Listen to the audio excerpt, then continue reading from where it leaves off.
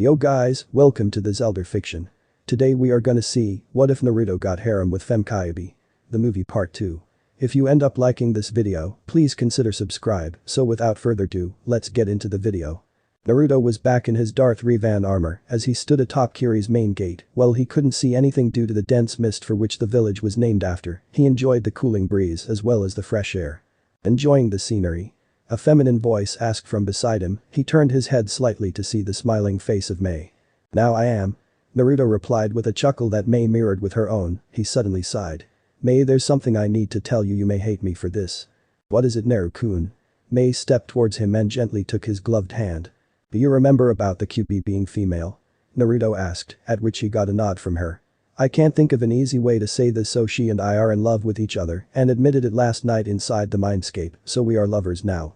What? Mei blinked in confusion before her gaze turned away from him. So what does that mean about us? Nothing, my Kiri no Tenshi, Angel of the Mist. Kaiwu-chan informed me that village laws demand I have multiple wives, since I am the last clan member of a bloodline clan. She said that she was fine with it, so how about why Naruto was cut off as Mei pulled off his helmet and kissed him on the lips? I'm fine with it as well, as long as I have you, I don't mind sharing. Mei said after pulling back. Thanks, Mei-chan. Naruto smiled as he pecked on the lips. No problem, Naru-kun, besides this way we can have a threesome. Mei exclaimed, suddenly causing Naruto to be propelled off the gate by a massive nosebleed, as well as several other males that happened to be passing under the gate. After Naruto had recovered from his ordeal, he gave Mei one last kiss and was about to leap off into the mist when a shout for him to wait came from behind. He turned around and gaped under the helmet when he saw the majority of Kiri gathered at the gate. Well, this is a pleasant surprise. Naruto's voice was once again the metallic tone of Darth Revan. What are you guys doing here? You think we let our hero leave without a proper send-off? Ao grinned as he held out a hand. Naruto grabbed it and shook hands with the man. You better drop by for a visit or I'll hunt you down and drag you here myself. Kinjetsu bumped fists with him. Don't worry, I will. Naruto nodded as he turned to Hayes. You would do great as an academy instructor. I can't wait to see the future genins of Kiri. I assure you they will be the best batch ever. Hayes shook his hand as well. I guess I will be heading off now, everyone take care and I promise to visit regularly. Naruto gave Mei a hug before he turned and ran off as the people of Kiri shouted their thanks and well wishes after him. 2 hours later, near border of Hai no Kuni. Naruto paused in mid-stride as he sensed a disturbance in the force. It seemed to be coming from the border between Hai no Kuni and Tsuchi no Kuni, land of earth. Seems like someone is in trouble and I guess I'll go see what's happening. Damn my sense of curiosity. Naruto sighed as he changed direction and dashed off using the force to enhance his speed. Upon arriving at the origin of the feeling, Naruto spotted 4 Iwa Jounins advancing on a purple-haired Nico-masked Anbu member that was wielding a katana. On closer inspection, he noticed that she was already injured with cuts along her arms and legs and looked extremely tired. Looking around the field, he noticed the bodies of 3 Iwa Jounins and 2 Konoha Anbu members, so there must have been a confrontation. Half an hour earlier. Yugao's squad had been assigned to border patrol for the day. She sighed as border patrol was one of the worst tasks for an Anbu to perform because almost nothing interesting happens. They had left the village an hour ago and started out from the west of Hai no Kuni in a counterclockwise direction. Taka reporting in, border between us and Tsuchi no Kuni seems clear. Yugao was knocked out of her thought by Taka's report over the squad radio. Nico confirming report, return to our position Taka. Yugao replied over the radio as she continued hopping through the trees with Boar and Mouse just behind her. Taka returning and shit. His reply descended into static after that outburst, causing the trio to pause. Taka, what happened? Taka report in, damn it. Everyone head towards where we last felt his chakra presence. Yugao shouted as they leapt away in the direction of Tsuchi no Kuni. After a few minutes of searching, they finally found Taka's bloody corpse impaled by multiple spears made of pure stone. Yugao could feel the killing intent being released by her 2 squad members. She signaled them to calm down and stay together. Oten. Doryusu. Earth release. Rising stone spears. Cried out several voices as the trio leapt into the trees as the ground below them transformed into a mass of sharp stone spikes. Ho-ho. Very good for Konoha scum, too bad your buddy was not as lucky as you. A gruff voice chuckled as 7 Iwa Jounin stepped out from behind the trees. Damn, Yugao muttered under her breath as she drew her katana and settled into a sword stance. Her squad mates drew out a kunai each and prepared to engage the enemy as well, despite being severely outnumbered. You know that our squads were doing a routine border patrol when we started feeling bored, so I thought why not hunt some Konoha scum to get some revenge for the third great ninja war. The guy who seemed to be the leader of the group laughed maniacally. "Don't underestimate the strength of the shinobi of Konoha or you'll regret it," Yuigao said before disappearing in a blur and swinging her sword at neck height but was blocked by another Iwa and using a kunai. "Big words, but let's see you back them up. In Iwa I am known as the Berserker Wolverine and you'll find out why right now." He roared as 3 metal claws unsheathed from the gauntlets located on both his hands. He sprang at Yuigao with a flurry of wild swipes and slashes which she blocked easily with her katana but was forced to backpedal due to the force behind each blow. "You may have the brute strength, but you lack any form of technique to your style if you can even call it that." Yuigao taunted her enemy as it seemed to work because he started swinging even more crazily and randomly. She saw from the corner of her eye that Mouse had taken down her opponent before being stabbed in the back by another, while Boar had managed to take down 2 of his before being hit by an earth jutsu. "Hahaha. Your squad is dead now and you're all alone. You know if you surrender right now, I might consider letting you live as my slave." He grinned lecherously. "I'd sooner die." Yuigao spat venomously but could feel her strength failing due to repeatedly blocking his strong blows and her body was covered in cuts due to narrow misses. "Oh well, can't say I didn't offer, so now do me the honor of dying by my claws." He shouted and swung a gauntleted claw down at her as she raised her katana in a weak defense. Yuigao closed her eyes as she thought this was going to be the end when she heard a sound and the guy in front of her grunt in pain. "If there is one thing I really hate the most in this world it would be rapists. At first I thought I would make your death quick, but after what you said to Nico-chan you will suffer." A demonic metallic voice roared as Yuigao opened her eyes in time to see the black armored figure in front of her deck the guy in the face and send him crashing into a tree. "Get him." The other Iwa shouted as they charged at him with kunes drawn. The figure just stood there as a dark feeling started emanating from him. "You dare to attempt to harm those precious to me, you dare to threaten them. My name is Darth Revan and you shall remember it because that is the name of your executioner." Naruto shouted in anger as waves of dark energy irradiated from him and all the Jounins dropped their weapons and clutched at their throats. Yuigao watched in awe as Revan held an entire group of Jounins at his mercy without even lifting a hand. It looked like they were being choked by an invisible force. "Please have mercy."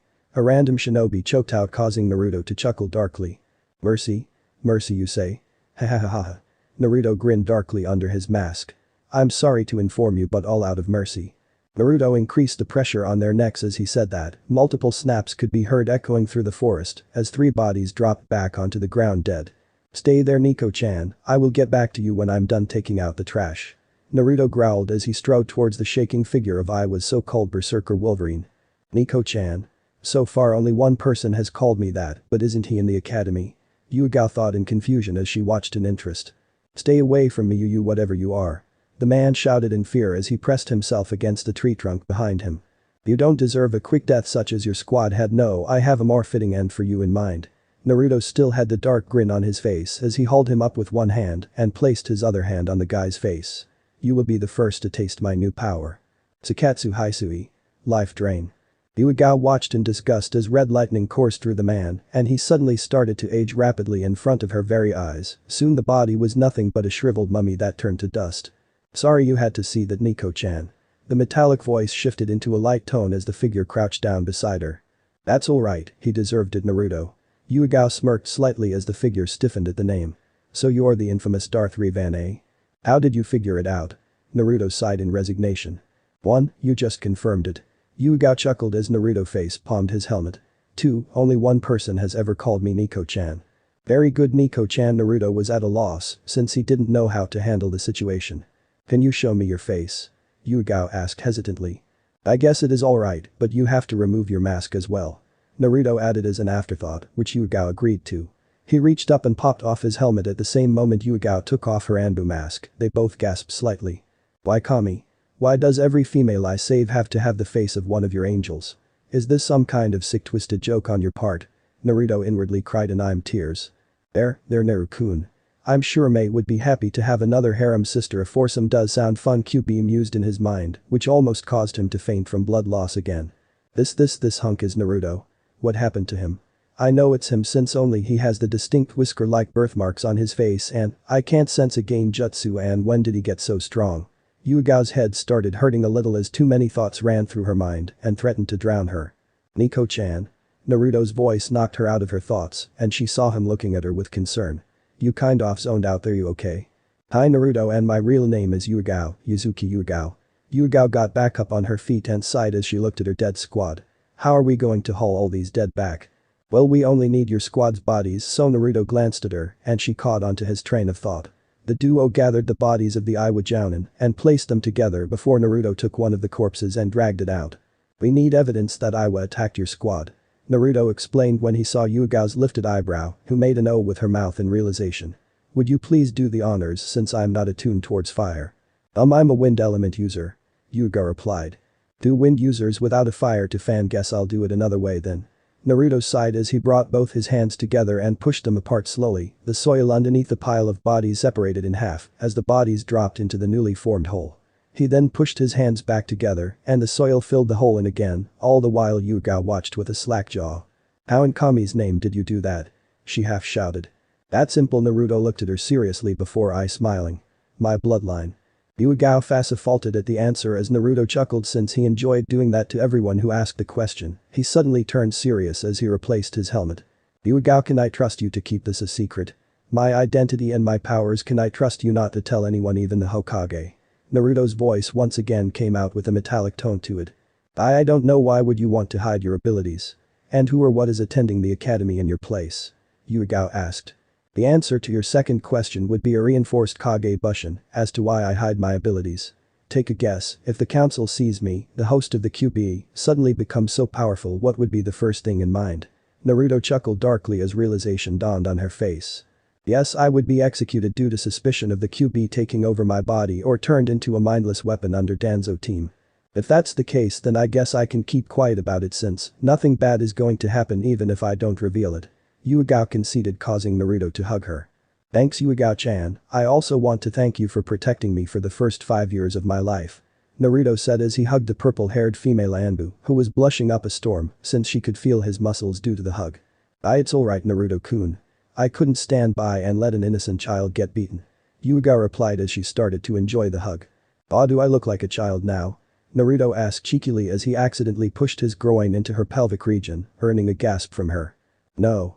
Yuga stuttered as she felt Naruto's Pakage pressing against her nether regions. Most definitely not, judging by the length of his no. Must not think bad thoughts. Don't want to end up like Kakashi-senpai. Somewhere in Konoha. Kakashi sneezed suddenly as he was walking alongside Guy, who was trying to get him to ignite his flames of youth by challenging him continuously with ridiculous challenges. My eternal rival, it appears that you have a cold. Come, I shall strip and lend you my most youthful clothes to keep you warm. Guy shouted as he began to remove his flak jacket and jumpsuit. Everyone in the immediate area, including Kakashi, immediately disappeared as fast as Minato using the Horatian technique, leaving Guy in the middle of the deserted street. Yosh. It appears my eternal rival has gotten even faster than me. I cannot allow him to beat me, so I shall train harder than before. Guy exclaimed to nobody in particular as he ran off in a random direction. Back with Naruto and Yuga. Yu-chan doesn't think I'm a child anymore. Naruto shouted in joy as he accidentally grinded against her further. Apparently all the teasing sessions between him and Kyubi did pay off. That's great Naruto-kun, but can you let go of me now? Yuga desperately tried to prevent herself from moaning as she felt herself getting wetter and more aroused. Naruto complied and let her go with an unseen grin. Now he knew why Kyubi found it fun to do those things to him before. Why do I suddenly feel disappointed that he let me go? Damn, I really need a release now. Maybe I should just ask him to give me another hug. No. Bad thoughts again, must not turn into a pervert. Yuga argued internally before she realized that the bodies of her comrades were missing. Where did my dead squad go to? Oh, I sealed them into a scroll for easier transport while you were standing there spacing off. Naruto threw a scroll at her, which she caught and stored someplace safe. When did you learn how to use Uinjutsu? Yuga asked. I just read a book about it, found it surprisingly easy to understand for some reason. Naruto shrugged as he walked towards her. Due to my Uzumaki bloodline, I guess, but no need for her to know that I know. Are we going back together? Yuga picked her katana back up and cleaned it on the grass before sheathing it. You are going to report to the Hokage and then checking into the hospital to get those wounds looked at while I am going to sneak in. Naruto poked her on her forehead, which made her pout. You forgot to replace your mask, Nico-chan. Will I be seeing you around? And I mean you, not some orange-colored monstrosity of a Kage Bushin. Yuga asked as she put her mask back in place. You may not. It all depends on the circumstances. Johnny-chan. Naruto waved as he walked off in another direction. Yuga looked at his back for a moment before leaving towards Konoha. An hour later, 12 p.m. Naruto had made it back to his apartment without notice and ate a cup of instant ramen. In his defense, it was the only thing that was edible in his cabinet. I should really stock up on food products. On that thought, I might as well get a new house because this one definitely will not do. Naruto sighed as he looked at the rundown apartment. Someone like you shouldn't be staying in a dump like this, Kyubi added her input. I know, but what can I do? I don't have enough money. Apparently saving the day isn't as well paying as I thought. Naruto thought as he realized that he had yet to dispel his shadow clone. It's still in the academy, Naru-kun. You should dismiss it when it is out of school for the day. Kyubi reminded him. Right, what do I do for the next 6 hours? Naruto sighed again, but in boredom this time. Why not go for a walk around the village? Kyubi suggested, to which he shrugged and changed out of his armor but kept the hooded cloak. Streets of Konoha. I am still bored, Naruto said to no one in particular as he walked along the market streets of Konoha with the hood of his cloak thrown over his head to cover his features. He didn't want to use henge transformation since this was a ninja village and it would be easily spotted. He was so lost in the sea of boredom that he bumped into someone by accident. He turned to apologize but smiled as he realized who it was. Makoto-chan. Naruto said softly since he didn't want any eavesdroppers on their conversation. That voice, Makoto thought as she slowly looked up and into the darkness of the hood and saw only a fox-like grin, but that was all she needed to see. Rivan-kun. Makoto smiled in return as she called him by his alias but frowned when she remembered her situation. Is something wrong, Makoto-chan? Naruto asked in concern since he saw the frown. Well, come with me, this conversation isn't meant to be outdoors. Makoto grabbed him by his hand and pulled him in the direction of her house. Naruto blinked in confusion but went with the flow. Makoto locked the front door after they entered before checking through the window blinds for any unwelcomed eavesdroppers, while Naruto merely watched with amusement. If you wanted to know if there was anyone eavesdropping, then the answer is no. He offered helpfully. How do you know? Makoto asked. I'm just that good. Naruto smirked as Makoto sighed, somehow expecting that kind of answer from him. So what was it you wanted to talk about, or are you just trying to get me into your bedroom? If Makoto was drinking something, she would have done the classic and inevitable spy take, but alas, she had to settle for tripping over her own feet. What the hell are you saying? Makoto shot back to her feet as she pointed a trembling finger at him. Her entire face was one massive blush. Just putting facts together. 1. You practically dragged me here. 2. You locked the door, which is uncommon in ninja households. 3. You checked the windows to make sure no one was spying on us. Naruto raised a finger with each point. That's because this is an important conversation. Makoto cried out in frustration. I'm just saying, from my point of view, it looked like you were going to seduce me or tie me up. Please tell me you're not one of those Bonbeat fans. Naruto imagined Makoto in a leather outfit standing over his tied up form. On second thought, that's not so bad. Makoto opened her mouth, but nothing came out, so she settled for burying her head into her hands. This was the guy who was supposed to help her. Okay, I've had my kicks, now tell me what's on your mind. Naruto said as he suddenly adopted his serious persona, causing Makoto to look at him strangely. What? Nothing. Naruto, I have a favor I have to ask you. Makoto sighed as she fiddled with her hands. What is it? Naruto asked. Naruto, marry me. Makoto could feel the blush returning full force when she said it. Naruto's eyes almost popped out of their sockets when he heard the favor and did the first thing that came to mind. He fainted. Makoto blinked and looked at Naruto's prone form. That could have gone better. She stated and went to find a wet cloth to wake him up, all the while mumbling something under her breath. Bonbi-pa. 5 minutes later. Naruto stared at Makoto, who had just finished explaining her situation. His eyes narrowed and went from the normal cerulean blue to ice cold blue, and if you looked closely you could see slits in the pupils. Who was the one who requested this again? The voice that came out wasn't his normal one or the metallic one of Darth Revan. His tone was as cold as ice at the moment. A chunin named Mizuki. Makoto replied but shivered a little at the frigidness of his answer. Ah, the silver-haired academy instructor. Wait here for a moment while I go correct this for you. Naruto stood up and moved towards the door but was held back by Makoto's hand. He looked at her with a puzzled expression. You can't kill him no matter how much of a bastard he is, can we just do it my way please? Makoto begged as she looked at him with teary eyes. I don't want to be raped. Naruto sighed as he pulled her into a hug and rubbed her back soothingly with his right hand. How do I keep ending up in these situations? Probably something to do with karma. Kyubi suggested. But I haven't done anything bad, okay? I didn't do anything bad to people that didn't deserve it. Naruto corrected as he remembered all the people he killed. You call having a hot MILF asking you to marry her bad luck? Kyubi asked as if he was stupid. No. Naruto sighed again, he seems to be doing that a lot, hasn't he? Makoto-chan. Naruto placed a teary-eyed woman on the couch again and sat beside her. Do you want to marry me only because of escaping your fate? Makoto opened her mouth to say yes when she started to really think about it. While she would be safe from Mizuki, that wasn't the only reason. Not really, I also want to marry you because I think you're a good person, you saved me during the massacre. You are also brave, strong and kind, not to mention very handsome. Makoto admitted with a blush. I think I might have begun to fall for you after you saved me. Makoto-chan, you must know something before I can agree to this. Naruto looked her right in the eyes as he spoke. I have to take multiple wives because of my bloodline, and I already have 2 who agreed to share me. Are you willing to do that?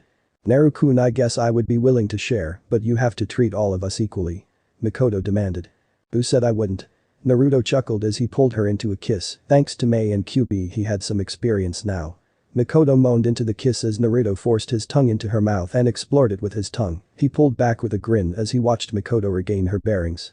Now there are many things you have to know. 5 hours later.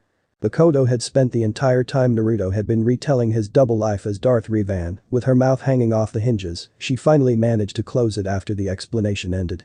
If that came from anyone but you, I would have told them to get their head checked immediately. Makoto deadpanned while Naruto scratched his head sheepishly. Ending a war by defeating the Jinchuriki of the Sanbi, who happened to be a Kage, getting together with the new Mizukage and the Kyubi no Yoko, who is actually female and was under genjutsu during the attack, and killing Iwa Jounins all by the age of 8. You hit the nail on the head. Naruto chuckled weakly as he stood up. Well, I guess I'll be leaving you to ponder those thoughts as Sasuke will be coming back now. Alright, you do realize you would have to show them your identity. Makoto was referring to the council as she said it. I'll just use a small illusion to cover up my whisker marks, that way they wouldn't know it's me. Naruto leaned in and pecked her on the lips before leaving through the front door. I wonder if Sasuke would accept him as his new father. I hope he does, that way he will have a good role model to follow. Makoto sighed as she went to prepare dinner. Naruto's rundown apartment. Are you sure you don't have some kind of bloodline that attracts girls to you? Kyubi commented as he lay down on his bed. Nope, at least I don't think so. Must be Kami's way of screwing with me, Naruto suggested before he remembered that he had yet to dispel his shadow clone, which should be on the way back. He concentrated until he managed to find the soul link connecting him and his Kage Bushin. He sent the command to dispel and started to meditate so he could process the memories more efficiently. He stiffened as he came across the clone's memory showing Danzo exiting the abandoned building. He watched through his clone's eyes as it made its way through the window and into the building. He saw the clone stumble upon the titanium doors and smirked as he watched it use the force to move them out of the way, but what he saw inside wiped the smirk off his face in an instant. What is it? Kyubi fell silent upon witnessing the memory as well, for lying upon the bed in the middle of the room was one Uzumaki Kushina. Naruto's face was a blank as he finished processing the memories. The wind suddenly started picking up around him as his eye color flickered between blue and red. Hokage's Tower. Sarutobi Hiruzen had just finished his paperwork for the day. Danzo.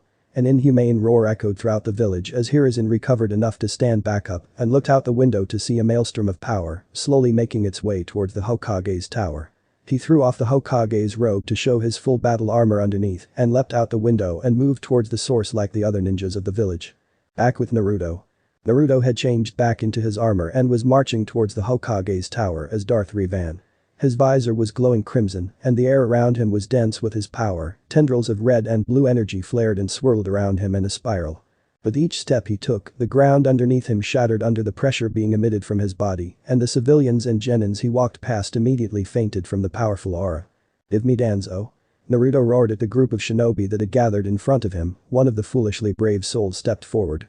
Darth Revan, under orders by Lord Hokage, we are to detain you for questioning.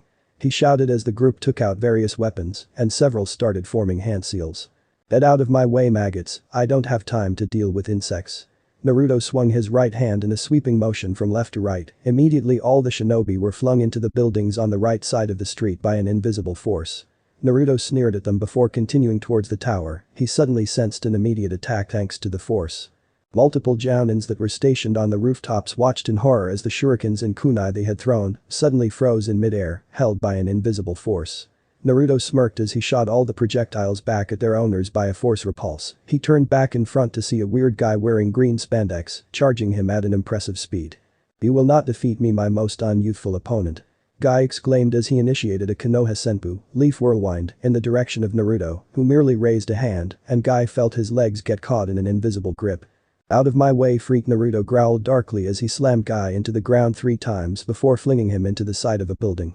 He growled even more when he saw a large group of ninjas rushing towards his location from the front. He clenched both his fists that he had pulled back and gathered force energy into them.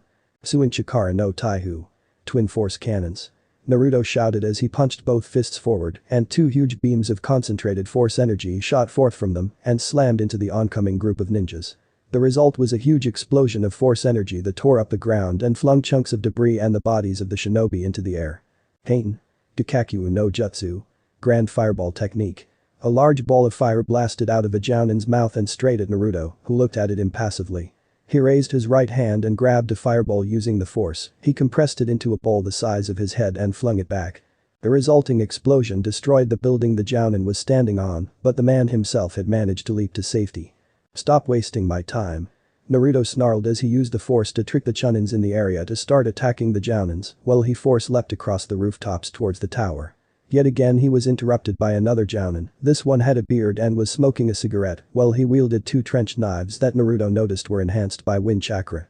"Mover, I will not hesitate to break your bones and then remove you," Naruto told him, but the Jounin shook his head and spat out his cigarette and took on a fighting stance. Asuma dashed towards Rivan and attempted to slash him across the chest, keyword being attempted. Naruto easily caught both his hands with his own before twisting sideways and snapping a kick upward that caught Asuma directly in the chin.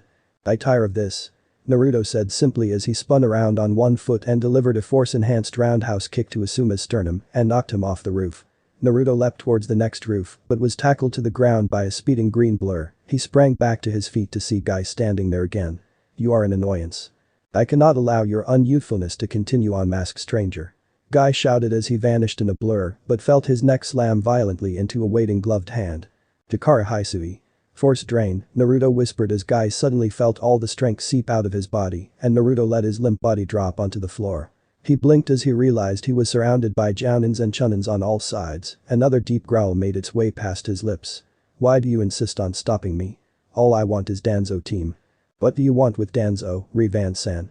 An aged voice asked as Naruto turned towards it and spotted the Sandai Emi standing there in full battle armor. "You will find out when he is brought out here," Naruto replied darkly.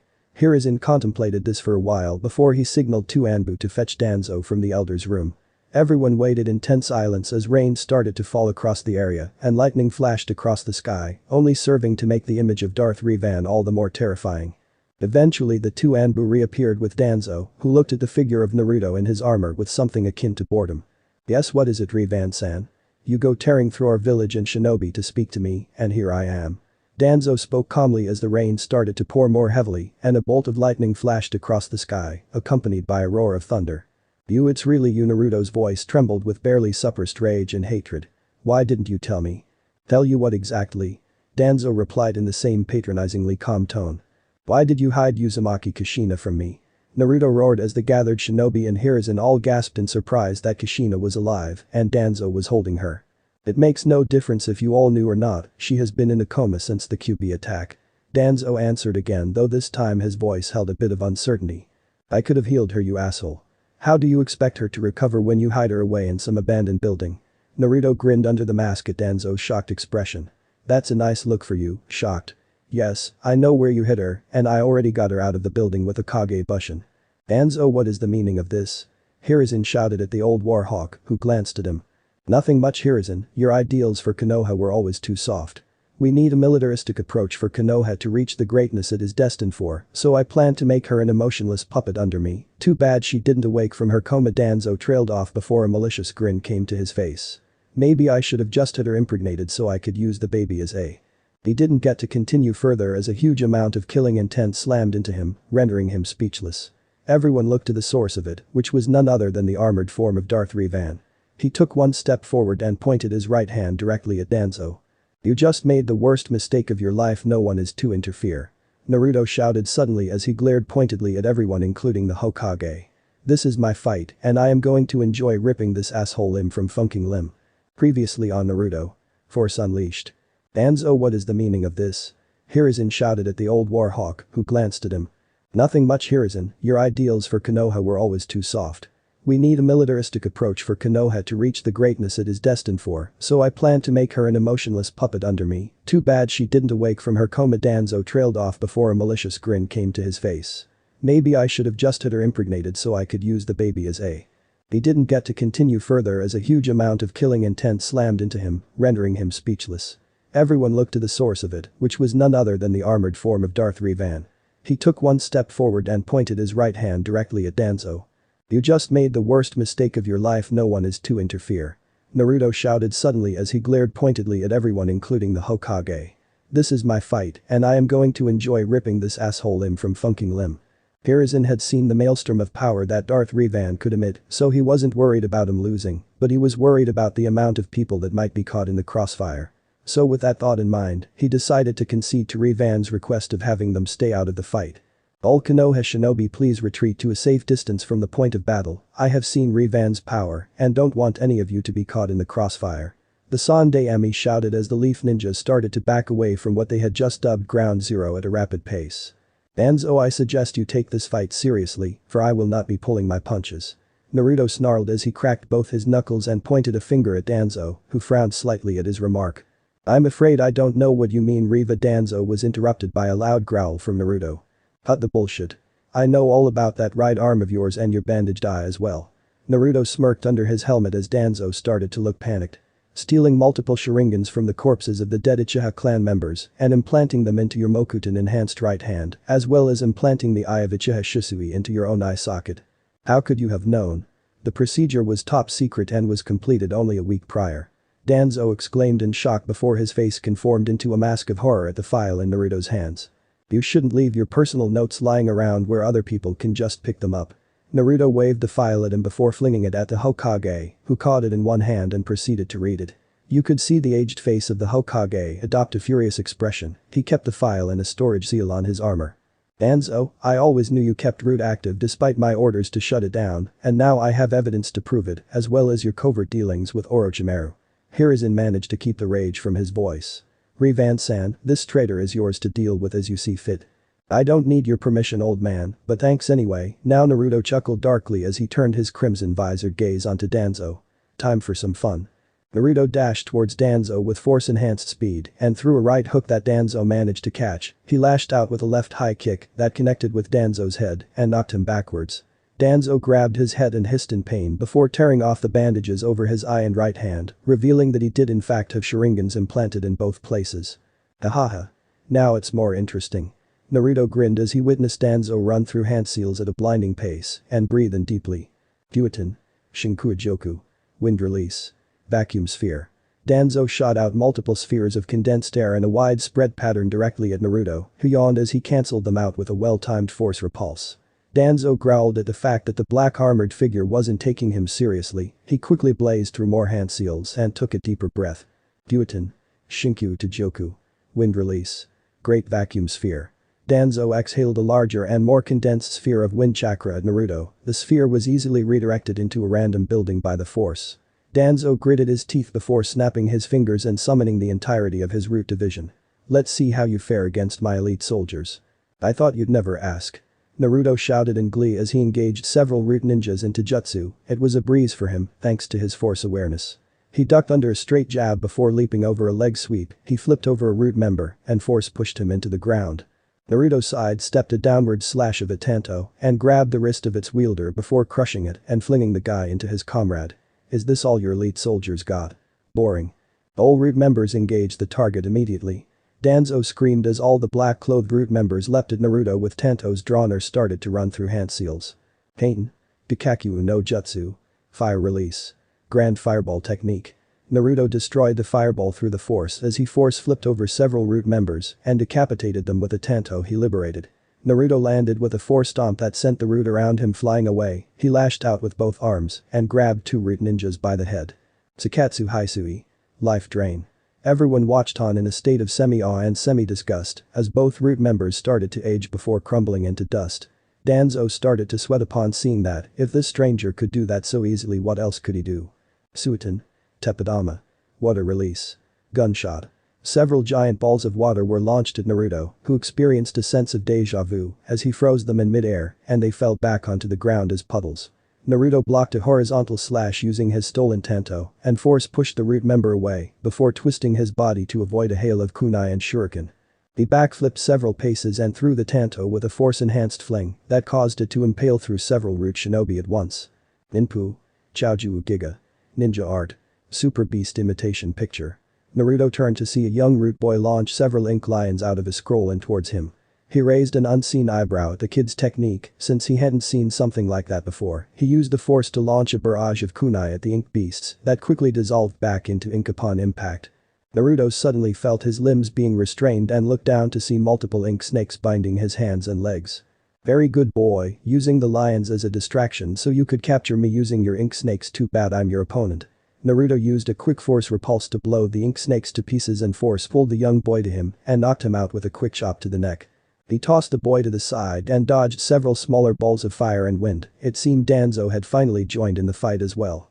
Danzo fumed that his surprise attack had missed. He was so sure that the young root boy would have distracted him, but it was like Rivan had eyes in the back of his head.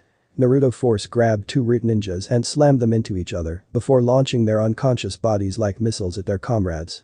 He leapt out of the way of a lightning bolt before having to dodge several spheres of lightning being flung at him. You funkers want lightning? I'll show you lightning. Naruto roared as his forearms were once again covered in dancing purplish blue lightning. He shot forks of this purple lightning in as he danced through the group of root shinobi. Those that were hit by the technique immediately dropped to the ground smoking with the lightning arsing all over their bodies. Naruto force leapt up into the air as he charged a large amount of force energy into his hands. Suin Ryuku, Kaminari Hu. Twin force lightning cannons. Naruto launched two huge beams of purplish lightning straight down into the group of root shinobi. The beams impacted onto the ground and exploded in a dome of crackling purple lightning. Most of the root ninjas now lay smoking and dead on the cold concrete pavement they once stood on. Naruto landed in a crouch before turning to face Danzo. Just you and me left, Shimura. Danzo. No, it's just me, Rivan. Fueton. Shinkyu Renpa. Wind release. Vacuum serial waves. Danzo shot out multiple blades of wind in random angles that sped towards Naruto, who force leapt above them as Danzo smirked and finished the hand seals he had been performing. Oten. Doryusu. Earth release. Rising stone spears. Naruto cursed as he didn't have enough time to charge a strong enough force repulse. He quickly unsealed both his lightsabers and ignited them. All present ninjas felt their eyes widen upon seeing the two weapons that resembled the Nidame's Raijin, but looked more elegant in comparison. The lightsabers hummed as he weaved a defensive shield with them. The incoming stone spears were cut into tiny pieces as Naruto landed on his feet again. I can't believe you forced me to reveal my weapons, Naruto growled as the hiss of water evaporating upon contact with the glowing beam could be heard across the battlefield. Where did you acquire those weapons? Danzo demanded as he eyed the two glowing weapons in Naruto's hands. That won't matter to you since you wouldn't be alive long enough to care. Naruto force dashed and swung both lightsabers as he passed Danzo. He turned around and was shocked at what he saw. He had been expecting Danzo to have been cut in half completely, but instead was met with the sight of Danzo's body fading away before reappearing completely fine. What the hell? Now you see how futile your efforts are against the might of the Sharingan. Danzo exclaimed, but Naruto ignored him and instead noticed that an eye on his arm had closed. So this is the famed Izanagi that allows the user to bend the line between reality and illusion within a small space around him at the cost of losing the sight of that eye forever. Naruto growled lowly after recalling what it was he had read in the file. You just got a lot more irritating to kill. Uchiha no Jutsu. Baku. Summoning technique. Baku. Danzo slammed his palm onto the ground and a giant seal matrix appeared before a huge column of smoke enveloped the area, causing Naruto to leap up onto a nearby rooftop. When the smoke cleared, it showed a giant elephant-like creature that was black in color, with several white markings located on its body. An elephant version of you? Naruto pointed out with amusement since the elephant thing wore bandages around its head like Danzo had. Danzo ignored the jab as he performed hand seals yet again and breathed in. Fueton. Shinkyu Renpa. Danzo shouted as multiple blades of wind sped at Naruto yet again. However, as he was about to jump clear, he felt a huge suction pulling him towards the attack. Naruto saw that the summon had opened its mouth and was sucking him towards the Danzo and the oncoming wind blades. He quickly launched a force push straight down its throat, causing it to choke. Now free of the suction, Naruto used a force push to propel him out of the way just as the attack shot past him. Naruto's lightsabers flashed through the darkness of the rain as he spun them while sprinting towards the summon and with several quick strokes caused it to dispel. Without wasting time, Naruto flicked his wrist and sent Ten no Kage in a spinning arc that caught Danzo off guard and sliced him in half yet again. Naruto frowned as he recaught his lightsaber since Danzo had once again used Izanagi to escape death. Suiton. Suryuiden no Jutsu. Water release. Water dragon projectile technique.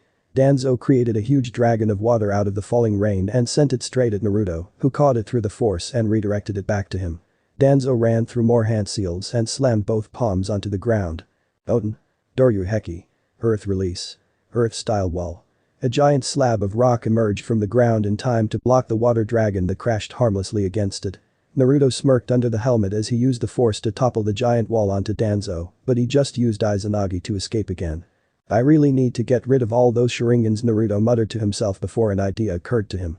I have to take out both his arm and left eye in one shot, since he could just use Izanagi to nullify the damage if I target one of them only. Suiten. Daibakufu no Jutsu. Great waterfall technique. The rain around Danzo began to collect together and rose several meters above his head before crashing back down towards Naruto like a waterfall. Naruto smirked as this was the chance to initiate his plan. He formed a Kage Bushin and had it take his place while he hid in the shadows of a nearby alley. The clone used the force to leap to safety on a lamppost before he raised his hand and force pulled Danzo towards itself. Danzo struggled to stop his flight but failed to do so. He started forming hand seals in midair before releasing a stream of wind that shifted his trajectory. The clone dashed towards him with force energy gathering around itself. Danzo started to perform hand seals and was focused on the clone. Naruto took the opportunity and burst out of the alleyway. He dashed towards Danzo with a rising slash that took off his right arm at the shoulder. Before Danzo could use Izanagi again, the clone shot forward with a burst of speed before using Henge to turn into a kunai. The now Henge clone soared towards Danzo and stabbed him right in the eye. Naruto used the kunai to pry out the Sharingan that was in the socket. Warning: torture scene, not for those with weak constitutions. Please skip to next line if you don't want to read. Aim over Danzo. Naruto growled menacingly as he crushed the eyeball with his gloved hand and incinerated each eye in the severed arm with a tap of Shinku no Kage's blade. Naruto then carefully cauterized the bleeding eye socket by pushing his lightsaber slightly into the hole, all the while smirking at Danzo's screams of pain. The watching ninjas all started to advance slightly so as to get a better look of what was happening. Here is inside as he listened to his ex-friend's cries. Don't worry Danzo-chan, there's plenty more to come. Naruto chuckled darkly as he hauled Danzo up by the scruff of his shirt and slammed him into the wall of a building. He then had his clone gather 3 tantos from the ground before impaling him on the wall through his left palm and each foot. Danzo now hung in a crucified position on the wall. Hiruzen couldn't handle seeing him like this and was about to interfere when he suddenly found himself levitating. If you feel like taking his place, let me know. Well. Naruto snarled as the Hokage quickly shook his head and Naruto used the force to place him with the rest of the Konoha shinobi. Naruto turned back to Danzo and pointed both lightsabers at him. A quick and painless death is something you don't deserve. Prepare to know pain. Naruto held the glowing blade just above Danzo's skin on his left arm. He slowly tapped the skin continuously as jolts of pain shot through Danzo's arm, causing him to grit his teeth in pain. Naruto frowned at the lack of reaction and brushed the glowing blade along Danzo's forearm, effectively burning off the skin slowly and painfully. A small grunt of pain came from him. Naruto nodded silently in slight satisfaction. He switched off both lightsabers and clipped them to his belt before picking up a tanto off the ground. The rain was still beating down heavily as he turned back to Danzo again. At least with this I will get to see you bleed. Naruto said as if explaining his reason for getting the tanto. Anko, who was within the crowd, grinned as she heard that, causing the shinobi around her to take a step away in caution. Naruto pressed the blade into Danzo's shoulder and twisted it clockwise and counterclockwise. Blood ran out of the wound and stained Danzo's clothes red. Naruto left the tanto in there and picked up another one and stabbed it into the other shoulder and repeated the turning motion. You know Danzo, I feel like a magician stabbing swords into his assistant inside the box. Except you aren't in the box and these swords aren't made of rubber. Naruto frowned again as Danzo had yet to emit anything other than a grunt or two of pain before an evil idea made him grin darkly under his helmet. Naruto walked up to Danzo whistling innocently before sending a force-enhanced armored boot right into his groin, causing Danzo to let out a high-pitched scream. The effect this had on the audience was multiple male shinobi fainting at the sound. These included Asuma, Kakashi, Ibisu and several others. Ooh, that was evil. Naruto-kun, do it again. Kyubi snickered inside his mind, causing Naruto to let out a dark laugh. I got a better idea. Naruto re-ignited Shinku no Kage and pointed it at Danzo's damaged privates. He let a dark grin spread across his face yet again at Danzo's pale face. Naruto brushed the tip of the lightsaber against his groin, causing Danzo to scream out a stream of vulgarities. Naruto just moved it along the area, slowly burning the skin off Danzo's sexual organs and relished in the agonized screams being emitted from the man. Every remaining conscious man in the area winced and covered their privates in sympathy, even the Sandaime did so. Hahaha. Finally the screams I have been waiting for, I just realized you won't be needing this anymore. Naruto swung his lightsaber and completely burnt off Danzo's privates with an insane laugh that caused Kyubi and Anko to get aroused. Danzo's throat was hoarse from screaming so loud continuously, the lightsaber hummed as Naruto swung it again and cut off the left arm this time. Naruto kept his lightsaber again before placing a hand on Danzo's right leg. How would you like to know how it feels like to lose all life within a limb? Sakatsu Haisui. Red lightning spread across the entirety of Danzo's right leg and it started to age rapidly. Naruto gave it a gentle flick and it crumbled into dust. Danzo had his mouth open in an O of pain, but no sound came out since he had screamed himself hoarse already. Naruto repeated the same with the other leg. Danzo's body and head had dropped back onto the wet ground as Naruto stood over him, his eyes were dimming already. No. We can't have you dying on me yet. Naruto's gloved hand glowed a ghostly blue as he pushed healing force energy into Danzo, causing him to return to full alertness. Naruto stopped channeling healing energy and started channeling force lightning instead and watched in satisfaction as Danzo twitched as purple lightning arced across the surface of his body. Danzo was panting already as Naruto ignited both lightsabers now and stood over his body and started poking lightly at random points on his body. I've had my fun, now any last words? I regret nothing because all I have done I did for Konoha. Danzo panted out as Naruto positioned both lightsabers on both sides of his head. And I'm Santa Claus. Naruto deadpanned as he liberated Danzo's head from his shoulders and used the force to lift the body and toss it high into the sky as the Urushishifu Injutsu, reverse force symbol sealing technique, activated and a giant black orb appeared in the air. And that's the end of that. Unfortunately it isn't Rivan-san. Hiruzen coughed politely as he addressed the force user, who turned towards him. We still have the matter of Kushina's whereabouts to discuss. She is safe with me. Naruto replied simply. Where is that exactly? Hiruzen asked. For what reason do I have to tell you? Naruto answered with his own question. Kushina is a ninja of Konohagakure no Sado, and as Hokage, it is my responsibility to make sure of her safety. Hiruzen replied calmly, but that was the wrong thing to say. What? So where was your so-called responsibility when you searched the battlefield after the Kyuubi's rampage for the dead? Didn't her missing body ring any alarm bells in your old head? Well tell me. Naruto's voice had taken on a demonic tinge, again causing the old Kage to sweat slightly. Why should I reveal any information to you? And who are you that you go so far just for the sake of Kushina? Hiruzen countered, causing Naruto to flinch back slightly. My identity is none of your concern and I would go this far for her because she is someone precious to me. Naruto replied in a softer tone due to the abrupt change in topic. As Sande Ami Hokage of the village of Konohagakure no Sado, I cannot allow you to take one of our shinobi away. Hiruzen told him. Even if I am the only one who could possibly heal her? Naruto asked as he folded his arms across his chest. What do you mean by that? Hiruzen narrowed his eyes at the armored figure of Darth Revan. Exactly what I said and that I know you read within the file I threw at you. Danzo has been trying all forms of medical ninjutsu and normal medical means, but he still didn't succeed in bringing her back to consciousness. What makes you think you could do it? Naruto pointed out bluntly, causing the old Hokage to flinch slightly. I promise you that no harm shall come to her and she will be fine in no time. Ninjas don't honor their promises. Hiruzen glared at him. Well, I'm not a ninja, am I? Naruto chuckled as he force leapt away and the Konoha shinobi started to crowd their leader. Hokage-sama, should we pursue him? Ibisu asked as he adjusted his shades. We can't let him get away with Minato-sensei's wife. Kakashi shouted and was about to give chase when Hiruzen placed an aged hand on his shoulder. Let him leave, Kakashi. He told the ex-Anbu captain. But Hokage-sama, he has Kushina. Kakashi pleaded with the Hokage, who looked at him apologetically. I know, Kakashi, but what can you really do against a guy who waltzed into our village and practically took down our entire ninja force en route by himself? The Sande Ami sighed as he saw the defeated look in Kakashi's exposed eye. Don't worry about it too much. If Rivan-san was doing all that for Kushina in the first place, what makes you think he will hurt her? I guess you're right, Hokage-sama. If you need me for anything, you know where to find me. Kakashi drawled in his laid-back voice once again before vanishing in a shunshin, body flicker.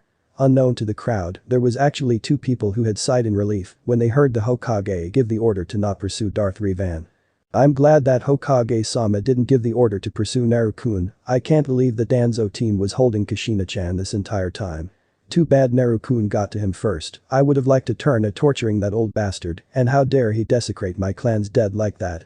At least Naru-kun gave him what he deserved. Didn't know Naru-kun had such a sadistic side to him.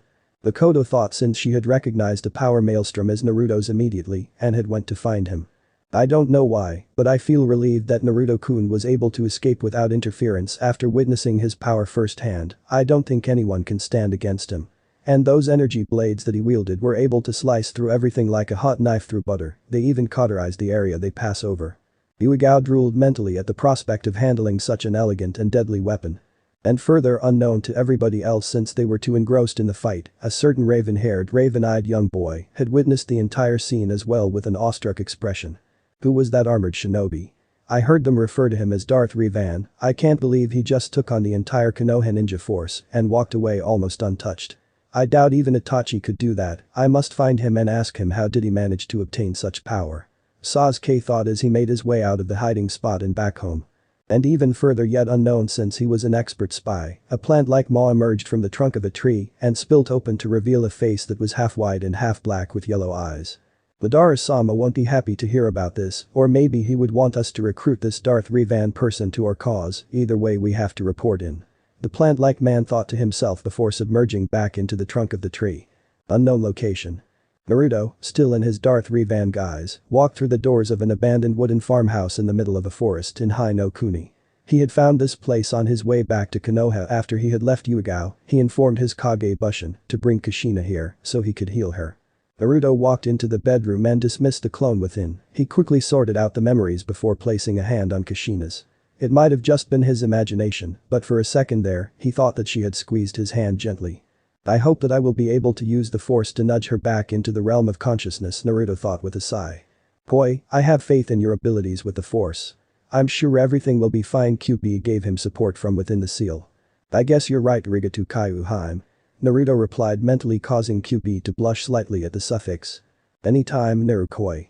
Naruto sat down in a chair beside the bed and placed a hand on Kushina's forehead. He steadies his breathing as he started channeling the healing properties of the force into her. He had his other hand holding her wrist, and sure enough after a few minutes her heart rate had begun to speed up. Naruto smiled slightly as he took a break and brushed aside a few strands of red hair. She looks beautiful, even just lying there on the bed, Naruto thought absently before he bit his lower lip. Kaiu-chan, is it wrong to be thinking of my own mother in this manner? In normal cases I would assume that it would be, but as you said yourself, you aren't normal. You haven't had a mother figure your entire life, so you just grew independent on yourself. However, now that Kushina is here, you can't view her as anything other than a potential mate, since you have no need for a mother figure in your life any longer. Kyubi explained before her tone turned teasing. You have my approval if you go after her as a potential mate. If my memory is correct, then Kushina-chan was a vixen in bed, probably a side effect of having me sealed in her. Besides, we demons don't really view any of these things as taboo, plus incest is pretty hot. Thanks Kyuubi, now I can't get the images of a threesome between me, you and Kushina out of my mind, Naruto thought in reply as a trickle of blood made its way out of his nose. Ooh, nice. Why didn't I think of that? Hey, since I was inside Kushina-chan when you were conceived, does that make me your semi-mother? And since Mei's mother is in Uzumaki, doesn't that make her a distant cousin of yours? Kyubi pondered out loud in his mind. It's like half your harem is an incestuous relationship. The images just became a foursome. Naruto desperately tried to prevent any more blood loss through his nose. That topic aside, what are you going to do with a rude boy that can use pictures to attack? Kyubi asked in his mind, causing him to turn to the corner of the room where the boy sat quietly observing him. Do you have a name? Naruto asked the boy. No, Danzo-sama said that we didn't need names because we would never be honored. The boy replied in an emotionless tone, causing Naruto to frown. Well, we can't have you going without a name now, can we? Sai, how do you like that? Naruto said after thinking about it a while. Why did you give me a name? The boy asked in confusion. Well, how else would I be able to address you? A name is much easier to remember, so how about it? Naruto looked kindly at the boy who seemed to think about it for a while. Alright Sai. The newly named Sai tested out his new name by saying it a few times. Sai, from what I saw, I think you have a lot of potential to become a great ninja, but you need your emotions if you want to do that. Naruto explained to the boy, who was actually his age. Danzo-sama said that emotion. Sai began but was cut off by Naruto. Forget what Danzo said, I killed him, so his opinion doesn't matter. I gain my strength through my emotions, but you have to be careful that you are the one controlling your emotions and not the other way around. Naruto smiled a little, seeing the boy's face scrunch up, and thought. So emotions can make me stronger if I use them correctly? Sai asked. That's right, now I want you to get some rest. Naruto stood back up from his crouched position before ruffling Sai's hair and walking back to Kushina's room. Naruto sat back down in the chair and started channeling healing force energy into Kushina for the next few minutes. He felt her shift just as he was about to leave again. He watched intently as he saw her shift again slightly before her eyelids start to flutter and open slowly. He held his breath as she scanned the room in a daze. Kushina groaned as she blinked her eyes before opening them fully to see that she was on a bed in a room. She started to survey the room when her eyes landed on a black armored figure sitting in the chair beside her. Kushina blinked as she looked at the figure. The last thing she remembered was getting impaled by a genjutsu-influenced Kyuubi's claw, and then darkness. If this was heaven, then who was this guy? This might sound really strange, but where am I? Kushina asked the strange individual. We are in a wooden shack in the middle of Hai no Kuni. Naruto replied in the metallic tone of Darth Revan. So I'm not dead? Kushina looked confused since she was pretty sure she should have died. You're here talking to me, aren't you? Naruto beat his head to the side. I know, but I could have sworn that being impaled by a giant claw usually leads to death, Kushina muttered to herself, but Naruto's sensitive hearing picked it up. You can thank the remnants of Kyuubi's yaki in your body and the amazing properties of your Uzumaki bloodline for keeping you alive long enough for Danzo to find you. Naruto spat his name out like poison, which made Kushina raise an eyebrow. Danzo team kept you hidden away in hopes of you waking up so he could turn you into a mindless soldier under his root division, but you stayed in a comatose state. That definitely sounds like the old Warhawk, but how long was I out of it? Kushina asked. It has been roughly 8 years since Kyuubi's attack and the death of your husband, Naruto informed her, causing her to adopt a sad smile. That long? How that means Naruto must be at least 8 years old now, Okami. Kushina suddenly exclaimed. I have been absent during the first 8 years of my baby's life. What kind of mother am I? Kushina, please calm down.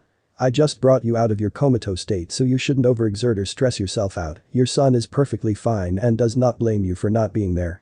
Naruto squeezed her shoulder comfortingly as the information seemed to calm the red-haired ex-Jinchuriki down.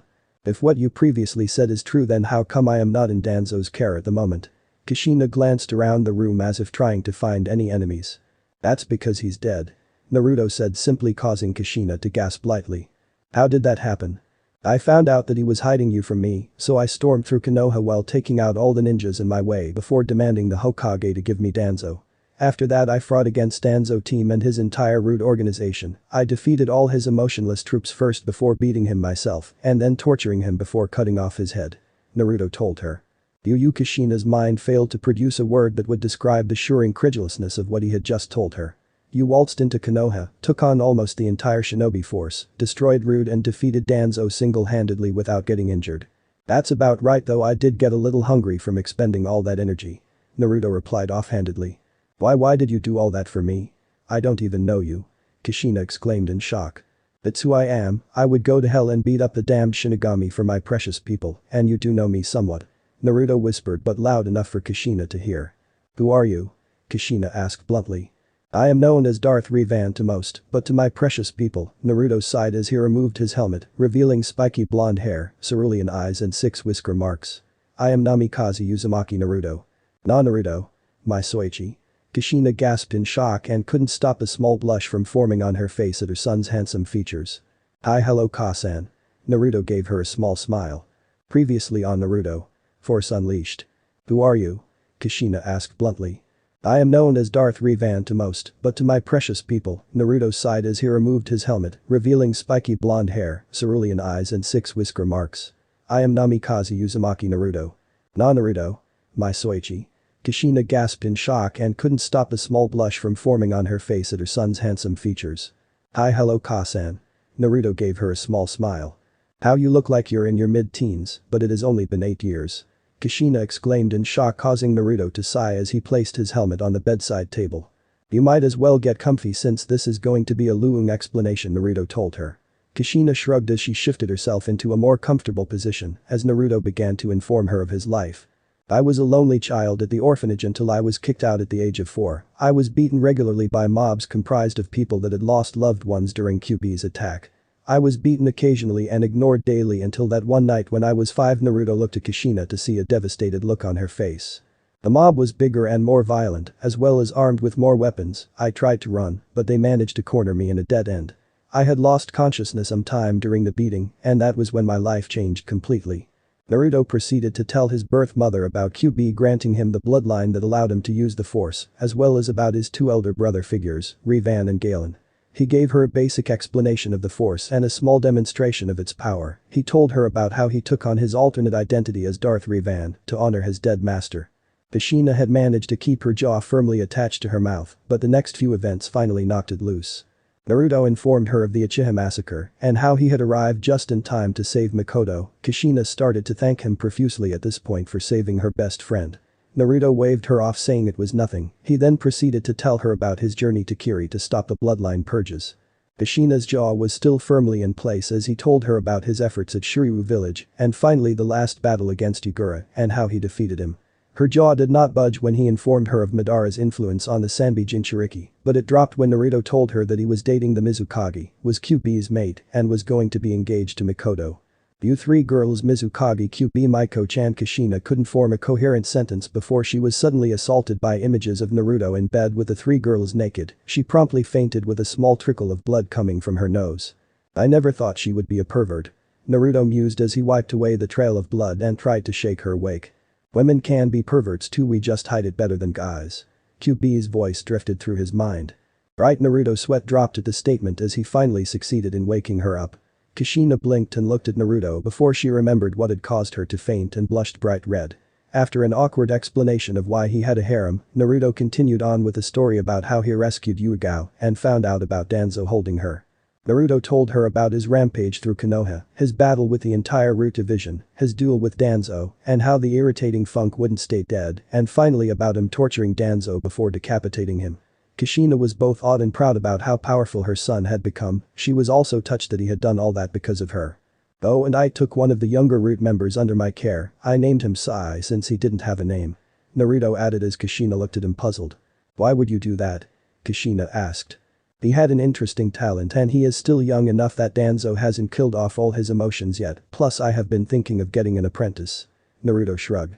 Well, where is he? Kushina tried to stand up but suddenly felt woozy, causing Naruto to jump to her aid and steady her. Careful, you've only just recovered and have to let your body get used to movement again. Just lean on me for support and I'll walk you to him. Naruto put his left arm around her shoulder and let Kushina rest her head against his shoulder. She blushed at the contact since she could feel the well-defined muscles underneath the cloth. They walked back into the living room to see Sai reading a book in his hands. Hey, what are you reading?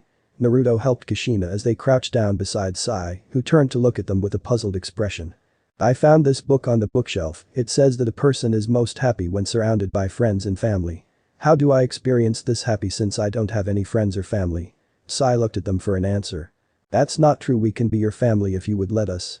Naruto smiled kindly at the pale-skinned boy. The book says a family has 2 parents and children, so are you going to be my father and mother? Sai asked innocently, causing both of them to blush at the question. Well, if you would like us to be, then I guess we could give it a shot. Naruto replied before Kushina could say anything. She turned to look at him in confusion, but he mouthed the word later at her. I would like that. Sai said with a small genuine smile. Naruto ruffled his hair playfully before helping Kushina stand back up and help her back to the room.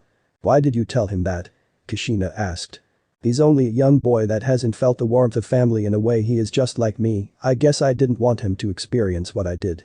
Naruto sighed sadly as he looked out the door to see Sai still reading the book. I guess that's true, but I'm your mother and you're my son. How can we? Kushina paused since Naruto had raised a hand to signal that she stop. I have already discussed about this problem with Kaiu-chan. I find you to be a very attractive, beautiful and sexy woman, but that in itself is the problem. I just can't see you as a mother. Naruto explained and held up a hand to forestall any comments. Listen to me first, I grew up alone without parental figures in my life, so I became independent. I matured faster than any kid should have to, and as a result of that, I don't see the need of having a mother figure in my life. Kushina had tears in her eyes as she basically heard her son tell her that she was no longer needed in his life. Naruto saw this and quickly finished his explanation. However, he began, causing Kushina to look up hopefully. As I said, I find you to be an extremely beautiful and strong woman, and I admit that if given the chance I would like to get to know you better, not as a mother, but as a friend, and maybe more in time. But Kushina wanted to say something, but closed her mouth as she really thought about it. Naruto doesn't need a mother figure anymore, but if what he says is true, then what he needs is a friend more than anything. I guess that doesn't sound so bad, but I don't know if I can see you as anything more than a friend. Kushina blushed slightly as Naruto gave her a small smile. That choice is up to you, Kushina-chan. Naruto said before he pushed her gently back onto the bed. Now you need to get more rest. I guess you're right, Kushina yawned at that exact moment before turning to him with a smile. Arigato Naruto-kun. Naruto gave her one last smile before he replaced his helmet and hood before closing the doors softly behind him as he left the bedroom. Kusan, where is Kasan? Naruto turned to see that Sai had looked up from his book. Kushina-chan is tired, so she went to get some sleep, so keep quiet and don't wake her up, okay? Naruto told him. I understand, Kusan. Sai nodded his head in understanding. That's my boy. Naruto said proudly as he ruffled his hair again. Now I'm heading out, so I'm going to leave a reinforced Kage Bushin here. If you need anything, just ask it. Sai nodded again in understanding before going back to his book. Naruto smiled underneath his helmet before leaving the house and leaping from tree to tree back in the direction of Konoha. Hokage's tower. Hiruzen sighed as he looked at the really huge pile of paperwork on his desk as a result of the mayhem and destruction caused by Darth Revan's rampage. The good thing was that somehow, the only people that died that day were 3/4 of the Root Division and Danzo. No Konoha shinobi had been killed, but a few had been severely injured. The remaining Root members had been given to Ibiki and Anko for questioning. Just as he was about to start his paperwork, Hiruzen felt a slight breeze pass him and looked up to see Darth Revan leaning against his bookshelf casually. Yo. Naruto waved a hand at him. Why doesn't anyone bother to use the door? Hiruzen sighed as he happily pushed the paperwork aside for now. You expect me to walk through Konoha and through your door? Naruto asked incredulously. No, not really. So for what reason are you here this time? Hiruzen asked seriously. Uzumaki Kushina has been restored to the land of the conscious by yours faithfully, just thought I'd come by to inform you. Naruto snickered mentally at the gobsmacked look on the old Hokage's face. Will you be returning her to Konoha soon? Hiruzen asked after regaining his bearings. That is up to her, I am not holding her against her will. Naruto shrugged in response. Though you should expect a major ass-kicking if she does return, since I told her all about the village and how they have been respecting her deceased husband's last wish. Hiruzen paled considerably at that information. How do you know about the link between Minato, Kushina and Naruto? Let's just say I have my means of acquiring information and leave it at that. Naruto replied, vaguely causing the Hokage to frown slightly. Is there anything else you have to say? Let me think about that. Oh right. Makoto-chan asked me to marry her yesterday. Naruto vanished after leaving that little piece of information. A white piece of paper floated down and landed on his desk. Hiruzen picked it up and read it before his eyes widened and he started banging his head on the desk repeatedly. The piece of paper read. Use Kage Bushin to get the paperwork done faster. The Sande Ami quickly formed the cross-hate hand seal and created 3 clones to deal with the paperwork while he summoned the council for a meeting. For what reasons have you assembled the council for Hiruzen? Hamura asked his teammate, who glared at him, causing him to shut up immediately. I have just received word from Darth Revan that Kushina has awoken. He was cut off by an onslaught of questions from both the shinobi and civilian sides of the council. Silence. The quick burst of killing intent was more than enough to quieten down the council members before Hiruzen coughed slightly and continued with his announcement. He has informed me that it is Kushina's choice if she wants to return to the village or not. After she gets better, he pondered for a while before deciding to not reveal Naruto's heritage yet. He also informed me that a certain Uchiha clan head asked him to marry her. Is there something you would like to say, Makoto? Yes, there is. Hokage-sama Makoto proceeded to inform him about how Mizuki and the civilian council went behind his back and tried to get her to produce more children with a Sharingan. Needless to say, at the end of the explanation, Hiruzen was fuming mad and felt like killing the entire civilian council and his teammates on the spot. What made you think that you could go behind my back for something like this? Hiruzen asked coldly. The civilians were sweating from the amount of killing intent he was unconsciously letting out. Hokage-sama, we were just thinking about Konoha's well-being as a whole. A random civilian council member shouted in fear. By threatening a clan head with rape just because she didn't comply with your decision. He shouted as he blasted his killing intent across the entire chamber, causing the clan heads to sweat now as the entire civilian side passed out. Hiruzen breathed in and out as he tried to get his rage back under control. Makoto, why did you ask Revan-san of all people? He was the one who saved me from Itachi during the clan massacre. Did you also not witness his power from his battles? With him being the father, our children would be unstoppable. Makoto lied through her teeth expertly, and the only one who knew was Tsume because she knew about her plan. I guess that makes sense, and if he does marry you, then he would have to settle here in Konoha. Hiruzen mused as the rest of the council caught on to his train of thought. Konoha would be invincible with such a strong warrior within their walls. Alright, I approve of the marriage between Darth Revan and Uchiha Makoto. Makoto had an unseen grin as she walked out of the council chambers. Since the Hokage and entire council had done exactly as she had predicted, it was all according to plan. Makoto waved goodbye to Tsume as she went off to visit Hana at her workplace, which was a clinic for animals, before making her way back to her house. Makoto sighed as she closed the door behind her as she entered her home. "Rough day at work, honey?" she heard an amused voice say and spun around to see Naruto lying down on the sofa reading a book. "Naru-kun," Makoto shouted as she pounced on him and proceeded to squeeze the life out of him. "I was so worried when I saw you take on the entire shinobi force of Konoha and then Danzo and his slaves. I'm so glad you tortured him for holding Kushi-chan. How is she, by the way? I used a force to heal her this morning and she has awakened. From the looks of things so far she should regain full motor control in a day or two, though to get back to 100% she would have to start training again." Naruto pried Makoto off him and sat her down beside him. "That's good to hear," Makoto said before gaining a mischievous glint in her eye. "Did you know that Hokage-sama approved of our marriage already?" "Oh, he did. I expected at least some form of resistance from him," Naruto replied with a hint of surprise in his tone. "I just spouted some bullshit about our children being unstoppable and he believed that you would join Konoha after we married." Makoto smirked sexily at him, causing him to gulp. "Enough about that. Now that we're married, isn't there anything you want to do?" Makoto trailed off suggestively as she used her hand to rub circles on his chest. "As much as I'd love to, I'm afraid I have to get back to Kushina-chan's side," Naruto sighed as he gently squeezed Makoto's hand before standing up. "Aw, and what's this? Kushina-chan, eh? Not Kasan?" Makoto giggled at the blush that formed on Naruto's face as he proceeded to explain his reason for not being able to see Kushina as a mother. "I understand your reasoning, Naru-kun, but you better make me feel damn good next time, Naruto-kun. Of course, only the best for my Karasuhaime, Raven Princess." Naruto gave her a long goodbye kiss right on the lips before leaping out the window, leaving a dazed and blushing Makoto standing there. Abandoned farmhouse.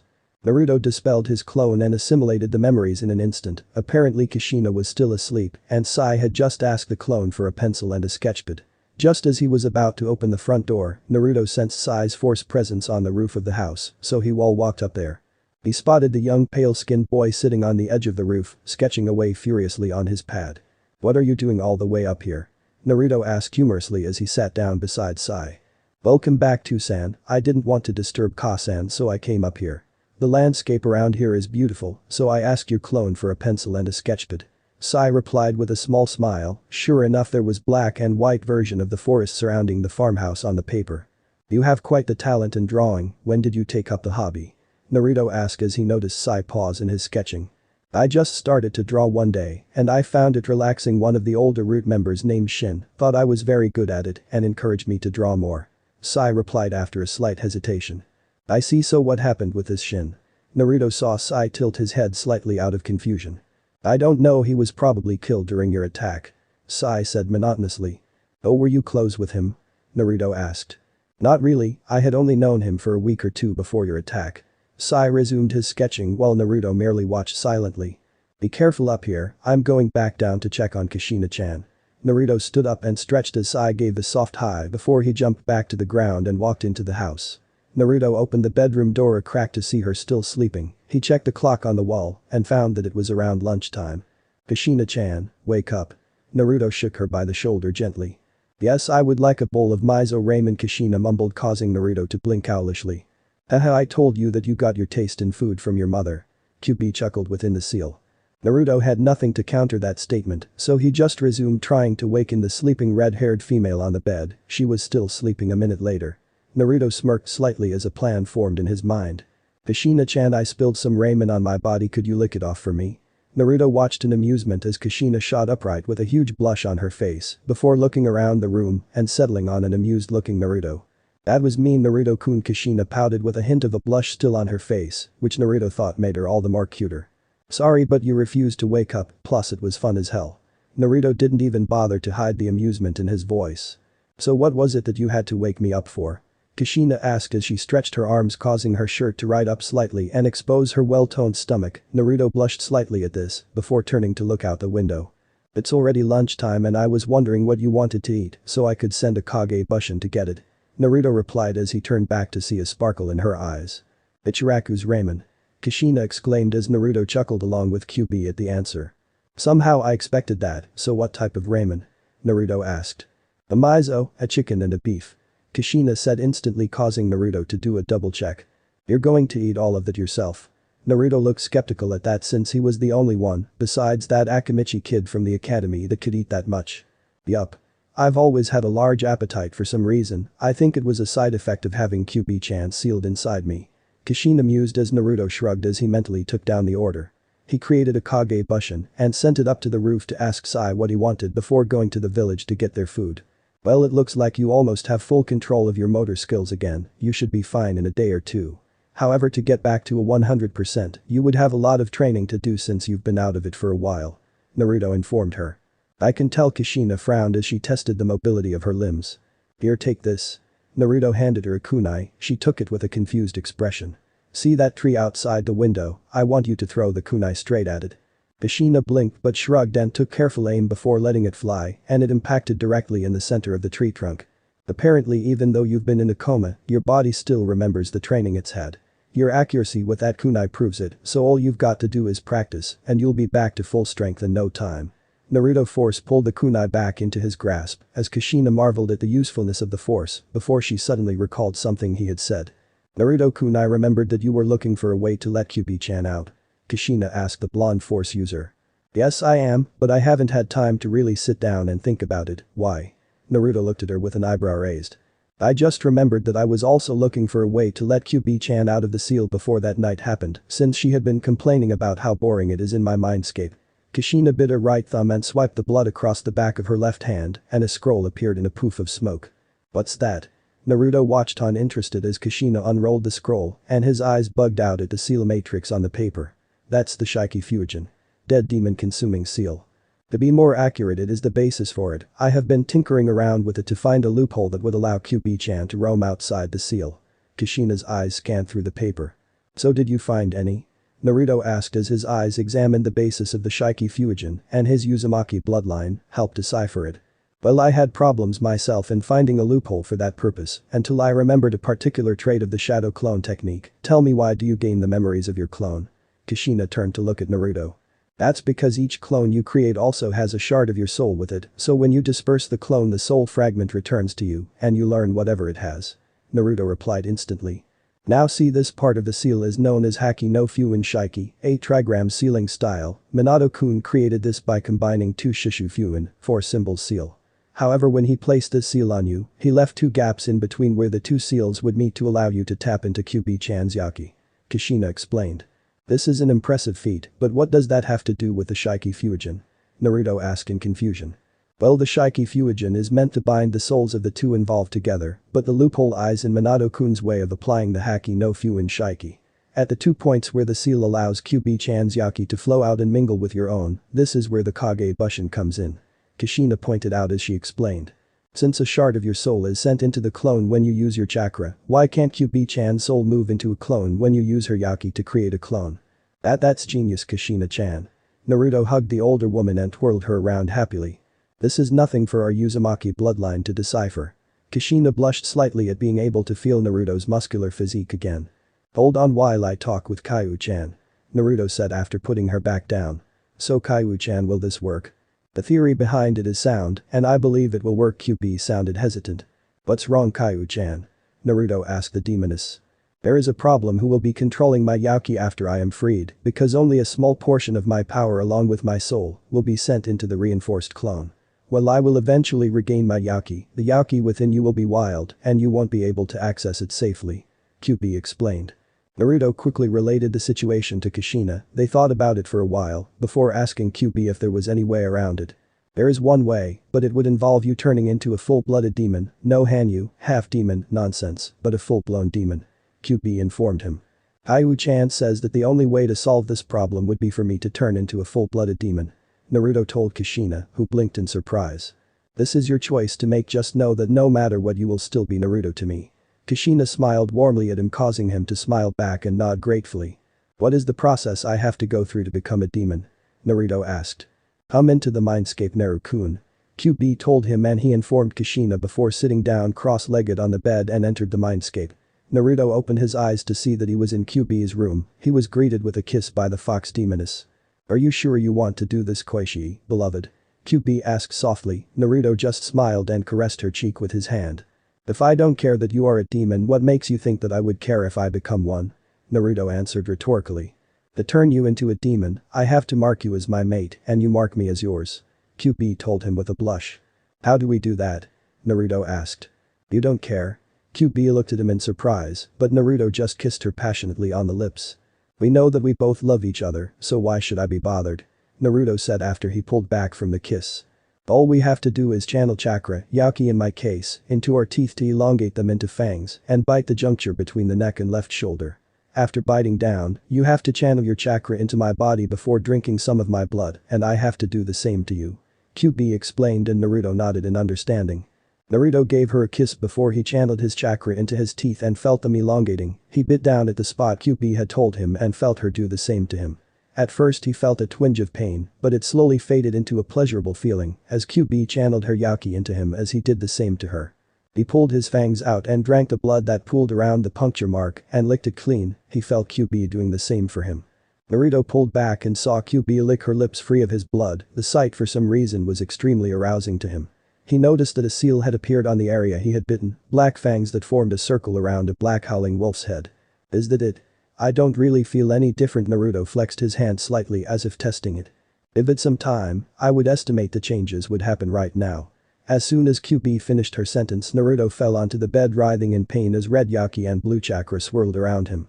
Kyuubi watched on in interest as the red Yaki and blue chakra fought each other for dominance. She gasped in surprise when instead of the Yaki dominating the chakra, the two started to merge. Naruto clenched his fists in pain as the Yaki merged with the chakra, and instead of red Yaki, it was violet colored, and it formed a dome around him. Kyuubi bit her lower lip nervously as she saw the dome appear. Since this was the most painful part of the transformation process, she could hear muffled screams and snaps of bones coming from within the Yaki dome. Eventually the swirling dense dome of purple, violet Yaki dispersed into the air, thus revealing a transformed Naruto. Naruto now stood at an impressive 1.8 meters, his hair now had silver streaks running through it and had grown to resemble his father's hairstyle. His muscle build had remained roughly the same, however the muscles were now much denser. His original cerulean pupils were now amethyst in color and had a black vertical slit running through them. She could see fangs in his mouth and claws on his fingertips. What really amazed and aroused her were the pair of silver wolf ears resting atop his head and the 10 silver-furred wolf tails fanned out behind him. This feels awesome. Naruto exclaimed in a demonic tone before he pulled back his Yaki. That's much better. Naruto flexed his new denser muscles and ran through a few basic taijutsu moves. His body still moved with a liquid grace, but the power behind his hits were much stronger. He ran a hand through his longer hair and paused when he found the pair of ears on his head. He shrugged after a while and started experimenting with waving his tails around. Kaiwu-chan being a demon is awesome. Naruto grinned at the blushing and drooling demoness. Awesome right, Kyuubi mumbled out half-heartedly as she was still too busy running her eyes all over the new and improved demonic Naruto. Kaiwu-chan. Naruto looked at her and his nose, which was much more sensitive, picked up a strong sweet smell coming from the foxy demoness. Naruto's eyes glazed over as his newly acquired demonic instincts roared at him to take his mate and funk her till she blacked out from pleasure. Kyuubi was brought back from her fantasy world by a pair of hungry lips crashing into hers and a tongue slipping its way into her mouth and engaging hers in a heated struggle. She moaned lustfully into the kiss before she realized that Naruto was being driven by his demonic instincts. Naruto-kun, stop. Kyuubi moaned as she felt her mate's hands running up and down her sides. She reluctantly grabbed his hands, causing him to look at her puzzled. Stop letting the instincts control you. I would gladly let you claim me, but not when you are like that. Sorry Kaiwu-hime, it was new to me and I couldn't prevent it from controlling me in time. Naruto groaned as he grabbed his head. That's quite alright Koishi, you are new to this so it will be hard to adjust to it at first. Now I believe Kushina-chan is waiting outside the seal and I can't wait to be outside and finally be able to be beside you. Kyuubi snuggled into his side causing him to chuckle. I want you at my side as well I guess I'll see you on the outside. Naruto faded out of the mindscape and opened his eyes to see a blushing and drooling Kushina as well. He waved a hand in front of her face several times before she finally snapped out of it. What? Oh sorry Naruto-kun, your new form kind of surprised me. Yeah, that's it, I was surprised by it, that's all. Kushina stated more to herself than to the now demonic force user. Right, Naruto's sweat dropped at the statement. Time to let Kaiwu-chan out to play. Kage Bushin no Jutsu. Kyuubi no Yoko. Shadow Clone Technique. Nine-tailed Demon Fox. Naruto shouted as he channeled Kyuubi's Yaki into the cross-hate hand seal and felt a strange suction occurring from his stomach area. After a bright crimson flash occurred, Naruto and Kushina saw the naked human form of Kyuubi crouching on the wooden floor. Kyubi stood up and stretched her newly acquired muscles before she sensed two pairs of eyes on her and slowly turned around to see Naruto and Kushina staring at her. She waved at them. Yo. Previously on Naruto. Force Unleashed. Bright Naruto sweat dropped at the statement. Time to let Kaiu-chan out to play. Kage Bushin no Jutsu. Kyubi no Yoko. Shadow Clone Technique. Nine-tailed Demon Fox. Naruto shouted as he channeled Kyubi's Yaki into the cross-hate hand seal and felt a strange suction occurring from his stomach area. After a bright crimson flash occurred, Naruto and Kushina saw the naked human form of Kyubi crouching on the wooden floor. Kyubi stood up and stretched her newly acquired muscles before she sensed two pairs of eyes on her and slowly turned around to see Naruto and Kushina staring at her. She waved at them. Yo. Kyubi-chan. Kushina shouted as she embraced the female demon, who hugged her back in response. I missed you.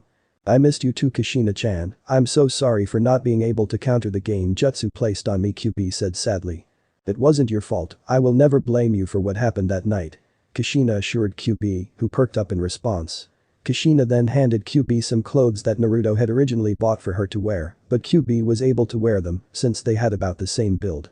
Naruto smiled slightly at the reunion between the two beautiful red-haired ladies. He suddenly remembered about the Kage Bushin he had sent out to buy lunch.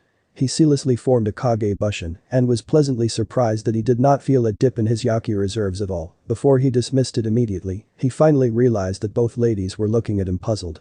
Oh, I had that clone dispersed to inform the Kage Bushin I sent out earlier to buy extra since Kaiu-chan is now outside the seal. Naruto explained. Ah, how thoughtful of you, Naru-kun. Kyubi cooed as she draped herself on the wolf demon and used hand to pet one of his tail, causing Kushina to suddenly appear beside him and grab a tail of her own and start stroking it. It's so soft and fluffy. Kushina rubbed her face against the soft silver fur of his tail. Naruto smiled gently as he let them play with his tails.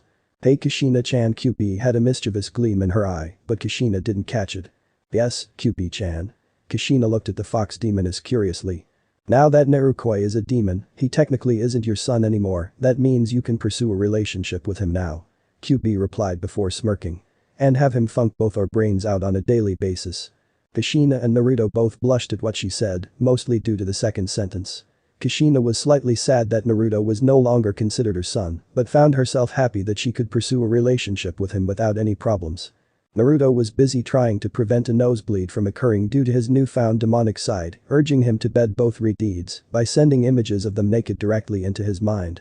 Don't I have to train again since being a demon probably came with new powers? Naruto asked once he had gotten control of his demonic urges. I'm glad you brought that up, not only you but Kushina and I have to start training as well, and that Sai kid you picked up. Kyubi unlatched herself from his tail, prompting Kushina to do the same, but reluctantly. Kushina-chan should get her Taijutsu and Kenjutsu skills back up to her previous level. Speaking of Kenjutsu, where is that katana of your Kushina-chan? Kyubi asked her fellow redeed. Right here. Kushina bit her left thumb this time and swiped it across the back of her right hand, and a beautiful katana with an ocean blue blade popped out of the seal on her hand. This is the katana that I forged myself for my time as an Anbu captain. Say hello to Yuzahime, Whirlpool Princess. Very beautiful katana, Kushina-chan. I noticed that you applied seals along the blade and can't help but wonder what they are for. Naruto examined the blade. Well, I placed a durability seal, which makes the blade extremely hard to break or shatter, even when it comes into contact with something much harder than it is. The next is a weight seal. I activate it during my Kenjutsu training sessions so as to increase my speed. The final seal is something of my own design. I call it the chakra circulatory seal. It basically circulates my water affinity chakra around the edges of the blade, like a chainsaw. This increases the cutting effect and sharpness of the blade. Kushina pointed out each seal as she explained their purpose. As I was saying, Kyubi coughed politely.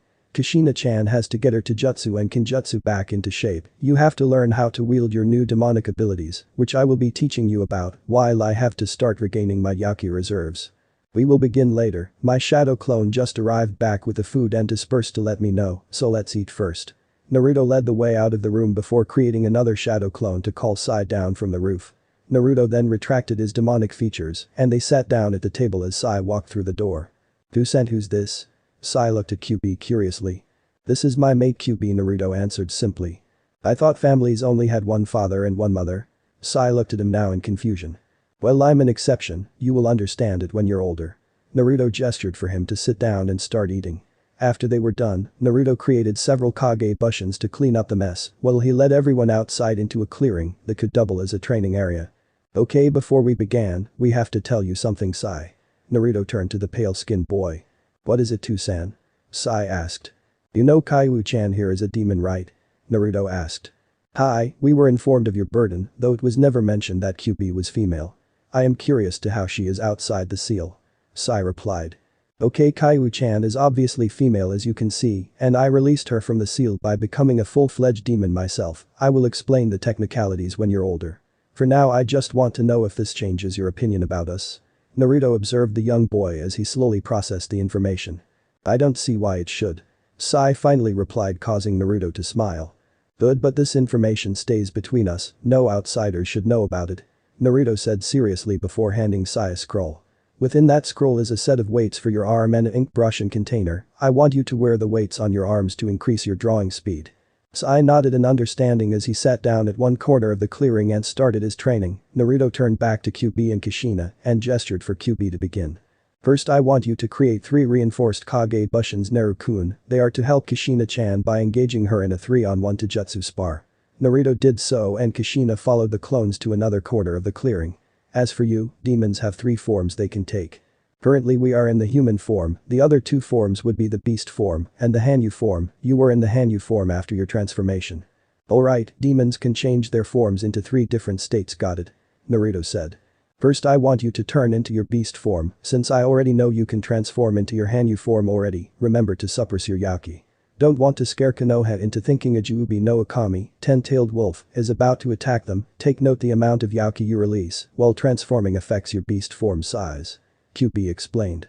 Just imagine your beast form and you will start transforming immediately, remember your Yaki. Naruto suppressed his impressive supply of Yaki and imagined a silver-furred wolf in his place. He felt his purple Yaki shifting inside his body and saw a snout pushing out of his mouth area. About 30 seconds later, a horse-sized 10-tailed silver wolf was standing there. Naruto padded over to a puddle nearby and looked at his reflection. I know I said this already, but being a demon is freaking awesome. Naruto exclaimed in his demonic voice as he backflipped on the spot. Impressive, but you have to keep practicing since most demons, myself included, can go from form to form within a second. Kyubi demonstrated by jumping into the air and landing on all 4s in her fox form. See? Hey, give me a break, I'm new at this. Naruto said before he spent another 30 seconds shifting back into his human form as Kyubi did it in 1 second again. Another thing is that you can control how bestial in appearance your Hanyu form can be. For example, the least would be just a pair of ears on your head and a single tail. The average setting, which most demons use as their default Hanyu form, would be the pair of ears on your head, the total number of tails you have, slitted pupils as well as fangs and claws. Kyubi demonstrated yet again by shifting into each setting she described, all the while Naruto was fighting his demonic urge to jump her. The most bestial form would have your entire form covered with fur, but you remain upright, so in your case you would resemble a silver-colored 10-tailed werewolf. Okay, I understand so far, what's next? Naruto asked eagerly. Well, I guess I should explain about a Biju's personal special ability. You see, when a demon acquires tailed beast status, they will gain a personal special ability, and that ability will be passed on to their Jinchuriki. Kyubi explained as Naruto listened attentively. The list goes as along as this. Ichibi no Shukaku has total control over sand, as well as an automated sand defense. Nibi no Bakaneko has total control over fire and the ability to use purple fire. Sanbi no Kyodagam has high water affinity and ability to breathe in water, as well as a high intellect. Yanbi no Seru has the ability to use lava release as well as incredible reflexes. Dobi no Irukama has the ability to use steam release. Bakubi no Namikuji has the ability to use bubble release, and its lime can be either acidic or have healing properties. Nanabi no Kabutamushi has total control over insects and the only Biju that can fly. Ichibi no Kaigu has pure brute strength and multiple limbs, and finally me. Kyubi no Yoko has the ability to manipulate my Yaki, as well as an intense regeneration. Wow, those are some impressive abilities, so what is mine going to be? Naruto asked as he clenched and unclenched his fist, willing some sort of power to appear. That's the problem, we won't know until it activates, which could take anywhere from an hour to a century. Kyubi replied, causing Naruto to sigh in disappointment. Cheer up, Koishi, I have something else to teach you. Really? What is it? Naruto perked up visibly. This technique is known as an Amari, menacing ball. All Bijus are able to use this technique, and its strength relies on how many tails that Biju has. For example, my version would be the Cube Koamari, 9-tailed menacing ball, and it has the potential to level 3/4 of Konoha at full charge. Kyubi giggled at the starstruck look in her mate's eyes. Then with if I use 10 tails Naruto imagined him in his beast form, charging a Juabiko Amari, 10-tailed menacing ball, and blowing up the entire Konoha. He chuckled darkly at the image causing Kyubi to sweat drop. You just imagined blowing up Konoha didn't you, Kyubi deadpanned. No, whatever gave you that idea? Naruto looked at her with an innocent expression. Right. Anyway, to use the technique, you have to be in your beast form and start gathering positive black chakra and negative white chakra into a sphere and then compress it inside your mouth. The ratio has to be 8:2 respectively or the attack will backfire. However, your dad found a way to bypass the beast form and allows us to perform it in our Hanyu forms. Kyubi smirked slightly at Naruto, who seemed to be leaning in slightly.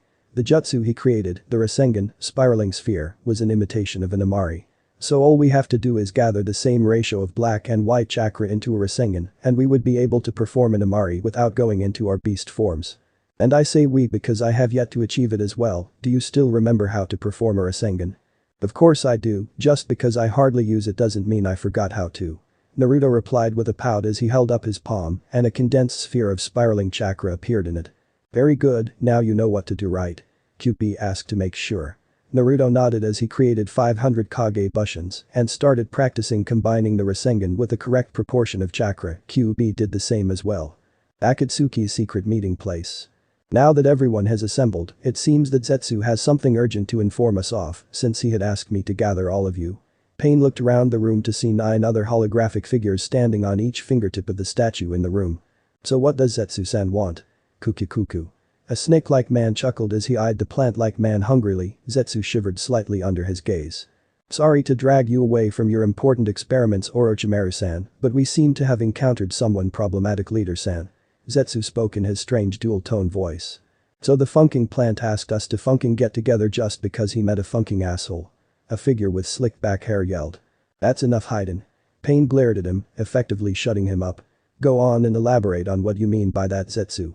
He wears strange black armor with red trims and a crimson visor. He calls himself Darth Revan, and he funking took on the entire Konoha and walked away unscratched. He killed off Danzo and his entire root division and saved someone by the name of Uzumaki Kushina. The funker toyed with Danzo and tortured him before killing him. Zetsu replied. Impossible, the only person who I believe could pull off such a feat would be Leader Sama. A hunchbacked figure spoke in a deep voice.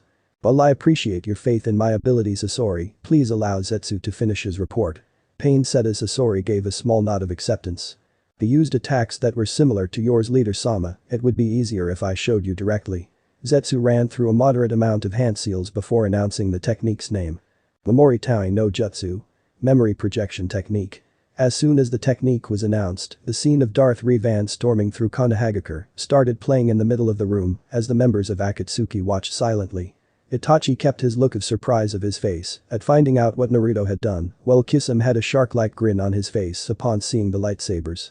This is indeed troubling. Anyone has anything to add on this matter? Pain asked after the recording had finished. I have something that might interest you, Leader Sama. A figure that wore a bandana and face mask flipped through a book in his hands.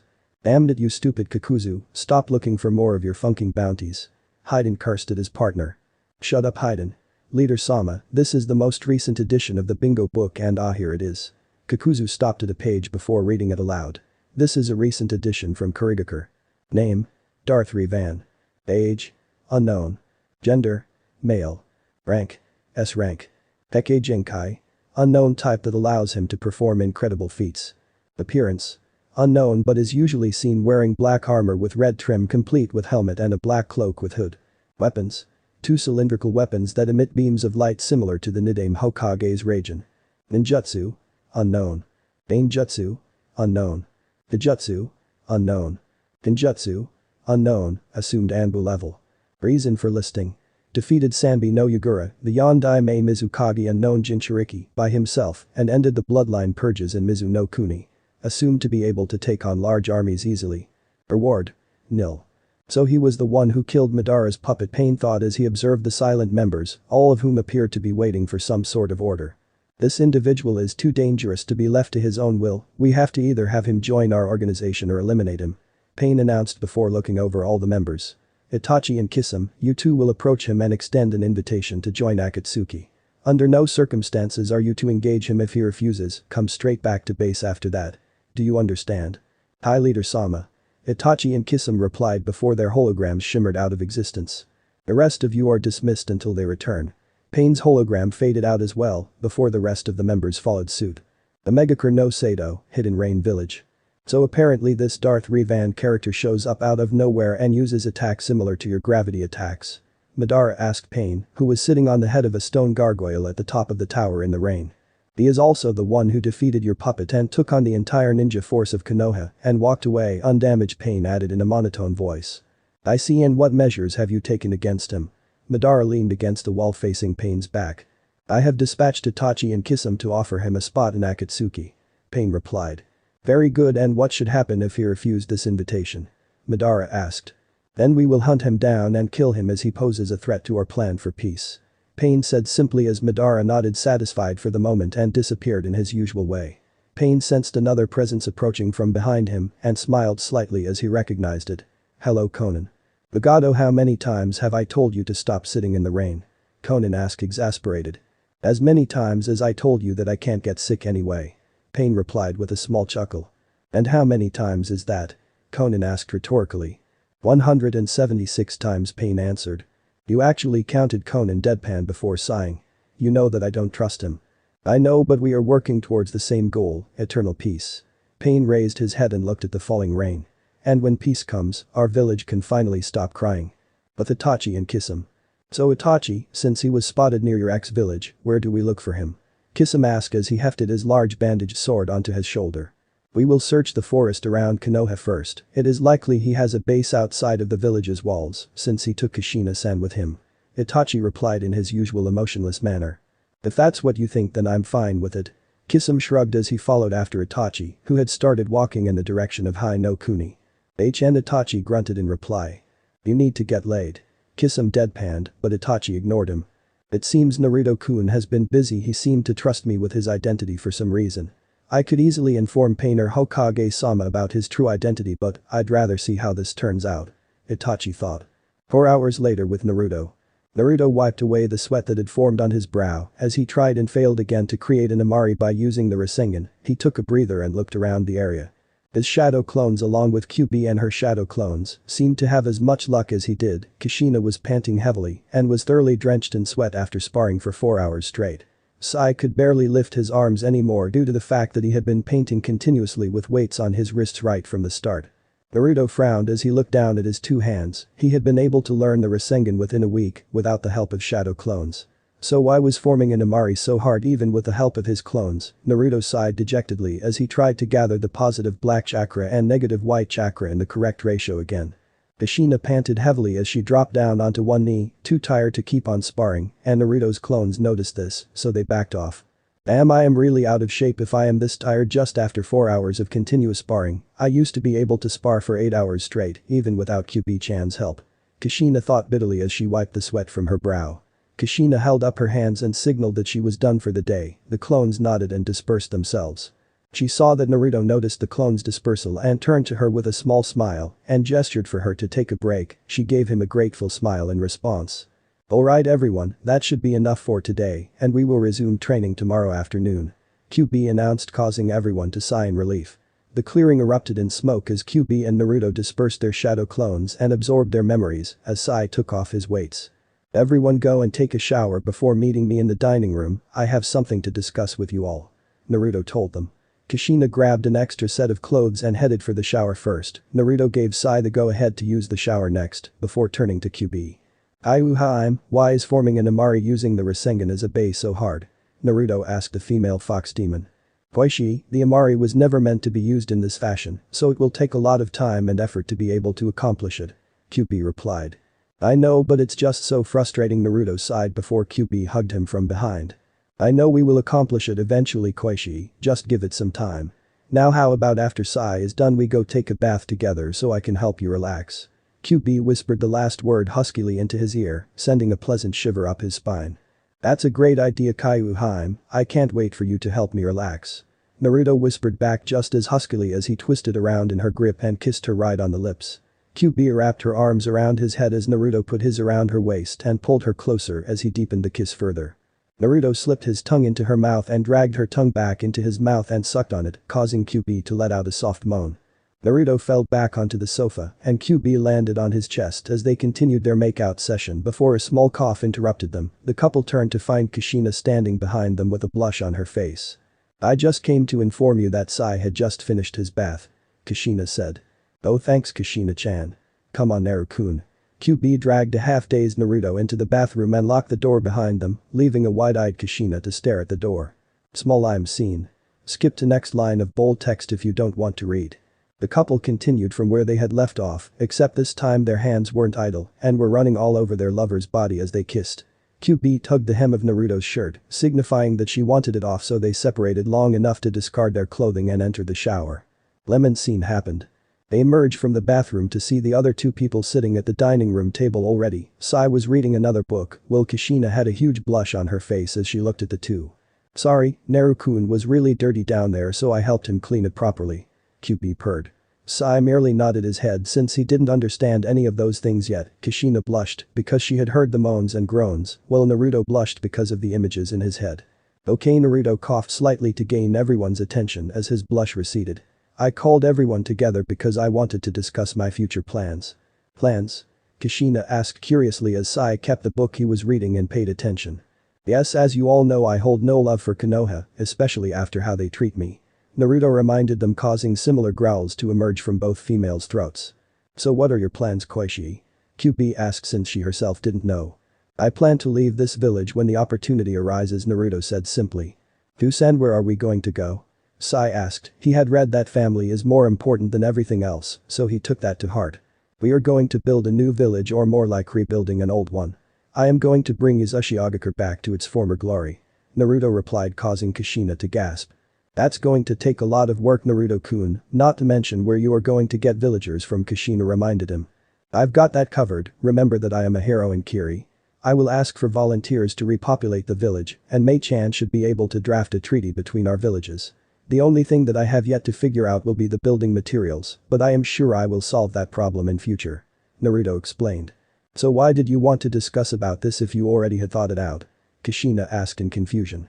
"I wanted to know if you guys would go with me when I leave the village. I already know that Kaiu-chan will." Naruto hugged the demoness beside him. "The book said that family should be the top of your list, so I will be coming to San," Sai said as the three turned to look at Kushina. I don't know, this is Minato-kun's village, he sacrificed his life for it," Kushina began, causing Naruto to look down sadly. "But after hearing what they had done, I can't stand to even set foot inside a village with such disgusting people inside. So I'm coming along as well." Kushina-chan, Naruto smiled slightly at her response.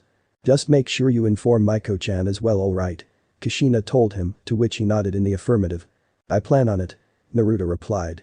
"How about we go out for dinner as a whole family for once, there's a town not too far from here," Naruto suggested. "That sounds great, Naru-kun," Kyuubi said as Kushina and Sai both nodded their heads in agreement. "Then it's settled," Naruto exclaimed before they all changed and left the house in the direction of the village Naruto had mentioned.